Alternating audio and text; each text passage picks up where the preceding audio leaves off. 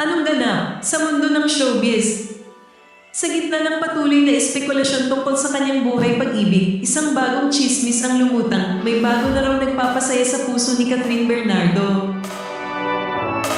Ayon sa talent manager at content creator na si OG Diaz, hindi na raw single ang aktres at kasalukuyang nauugnay sa isang non-showbiz personality, walang iba kundi si Lucena City Mayor Mark Alcala.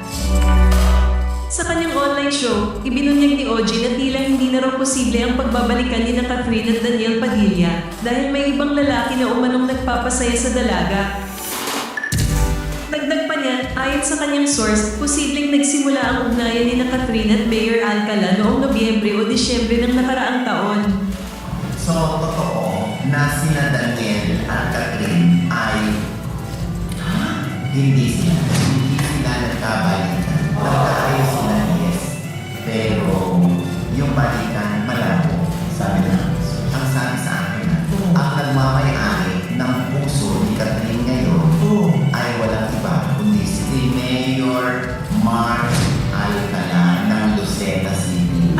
Bagamat wala pang ebidensyang magkasama ang dalawa, sinubukan umanong kumpirmahin ni OG ang balita kay Alcala, ngunit hindi raw ito sumagot. Dahil dito, mas lalong naging palaisipan sa mga netizens kung may katotohanan nga ba ang balitang ito o isa lang itong walang basehang haka-haka. Sa tingin mo, dapat bang aminin na ni Catherine ang tunay na estado ng kanyang puso o may karapatan siyang panatilihing pribado ang kanyang love life? Anong ganap sa mundo ng showbiz? Sa wakas, nagsalita na si Andrea Brillantes tungkol sa kanyang buhay pag-ibig at kinumpirma sa isang panayam sa TV Patrol na kasalukuyan siyang nakikipag-date kay Sam Fernandez. Matagal nang napapansin ng mga netizens na madalas silang magkasama, kaya't sa wakas ay sinagot ng aktres ang mga espekulasyon. Ayon kay Andrea, pribadong tao si Sam at wala siyang koneksyon sa industriya ng showbiz. Dagdag pa niya, hindi rin umano totoo ang bali-balitang si Sam ay isang profesional na manlalaro ng basketball. Bagamat inamin niyang nagde-date sila, nilinaw rin ni Andrea na hindi pa sila opisyal na magkasintahan. He's a private person, hindi siya, non-showbiz siya.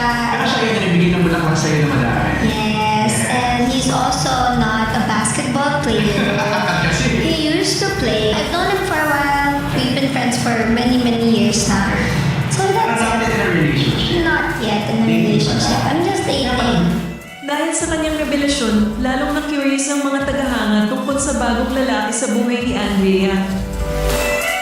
Gayunpaman, mukhang mas pinipili ni Sam ang isang pribadong buhay, kaya posibleng panatilihing low-key ng dalawa ang kanilang relasyon. Palaging laman ng balita ang love life ni Andrea, ngunit sa pagkakataong ito, tila mas gusto niyang dahan-dahanin ang mga bagay. Sa kabila nito, hindi pa rin maiwasan ng ilan na magtanong si Sam na nga kaya ang tamang tao para sa kanya o isa lamang ito sa panibagong yugto ng kanyang buhay pag-ibig.